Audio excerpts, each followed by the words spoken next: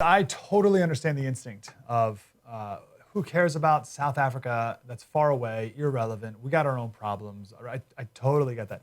But I would suggest that we really need to look at what's happening in South Africa because it is our crystal ball if we continue down this road here in America. So to help us understand the players involved and the context is Lisa Daftari, our friend, who's the editor of Foreign Desk News. Lisa, how are you? Doing well. How are you? Grateful you're here. Can you help us, help me understand the players involved here? What are the names that we need to know? Yeah, this is a situation that, like you said, no one's paying attention to news in Africa, and especially when you're seeing the riots and protesting and looting that's going on, it's no different than the streets of Portland or LA or New York. So it's very easy to dismiss.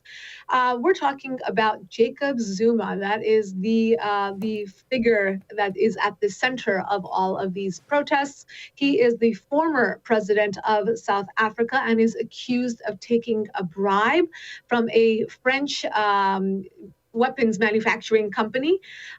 He was president till 2018, and the current president was the one who has called for the investigation, has called for his ouster, and he's the one who really pushed for Zuma to be jailed. So he has been sentenced to 15 months in prison, and this sentence is what prompted these protests. He has a lot of supporters, as you can see, people taking to the streets, people closing off highways. And of course, this led to very, very extreme looting, rioting, protesting. And this happened in the province where he is from and the neighboring province, which includes Johannesburg, South Africa. A lot of, we had, I think, over 200 deaths and over 2,500 were arrested during these protests. Wow, amazing. Can you help us understand? Let me ask one more history question. What do we need to know? This we do this for hours and hours, right? But what do we need to know about the history of South Africa that is the context, that is the foundation of where we are right now? Yeah, it's interesting that you asked that question because this is the first post-apartheid conflict that we're seeing there, and of course, there has been a long history of apartheid there. That's the last time we paid attention to South Africa, right? And now, again with these protests. I would say though, Mike, this has less to do with their history of apartheid. It has nothing to do with that, but more so has to do with the current global climate that we're in the pandemic. You're seeing a lot of protests in different parts of the world, and that is because, as upset as people may be, they may love this guy Zuma, they may be upset about socialism in Cuba. They may be upset about the Iranian regime. May be upset in Colombia about the government and the corruption there. But people don't take to the streets with these lofty ideas of liberty and freedom. They come to the streets because they're hungry, because the economy is in shambles. They come to the streets because they've lost their jobs. And in a pandemic, we're dealing with a lot of this. So people either have nothing better to do or they are desperate. They are really at their wits' ends. And so they come out onto the streets. And that is probably more of what we're seeing in South Africa than anything else. But with that being said, I just want to add this one caveat.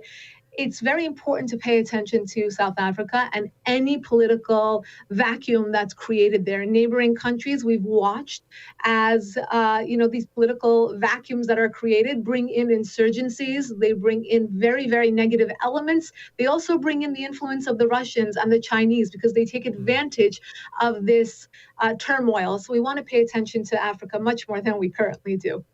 That's such a good point. I know that with Cuba, right? That makes so much. Obviously, Russia and China are going to be involved in Cuba, but I didn't consider that yet for South Africa. But of course, there would be, Sure. communist interests there as well. How corrupt are the officials in South Africa and the police in South Africa? Yeah, in this current crisis that they're facing, the president is ordering all of the crackdowns. I mean, it's almost like a personal conflict between the two individuals, Ramaphosa, who's the president, and Zuma, who is the former president.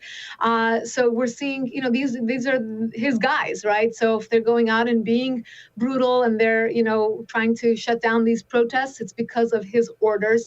But it did get pretty ugly before they started being as violent as they were in terms of the crackdowns. If you saw some of the footage, I know you were showing it. They were looting and rioting and burning tires and shutting down highways and burning down stores, causing a lot of damage to individuals who probably don't deserve it, and again are climbing out of this pandemic just like we are here in the United States. Mhm. So I think that if these orders were to be passed down, it's coming from the top down. Last time I talked about South Africa, maybe 2 years ago, and it was when a lot of the black leaders were calling for the confiscation of land of white farmers. And I was talking to some South Africans here in America who had some family back there, and the family was terrified, right? Terrified that roving bands of whoever are going to come murder them, which was very prevalent then. I asked that for twofold. First, like, what is the stability of the country prior to even COVID? And how much of this is racial animosity? Yeah, I mean, it's a great question. And I think, post-apartheid, South Africa knew the challenge that they were up against, and that is, to correct what was the wrongs that were done. Once you admit that there are wrongs, look, we're facing the same thing in our country, aren't we? We're having a moment here where we have to really unfortunately, reevaluate everything. Does it sound racist? Is our curriculum racist? Should we teach critical race theory? Should we teach about, should we change the history of the United States to reflect a different something different than what it is? And of course, South Africa having a more pronounced and much more exaggerated version of this racism and black versus white. Currently, that's this current turmoil is not based on that. You're seeing most of the protesters that are out on the streets are black, and they are protesting for their black leader, and the current president is a black leader. But I think what you're pointing to is that instability, that shaky ground that they're already working on in terms of building us out a society and looking at their neighbors and saying, are we friends or are we enemies? I think this has more to do with this specific character of Zuma and the support that he had, and calling out corruption. Look, it's a great sign if both leaders are black leaders and they're dealing just with the politics of what happened and not with the color of their skin. I Yeah. think we can call this a post-apartheid crisis in South Africa. Wow, that was deep and insightful. I want more of that. Like, subscribe, get more.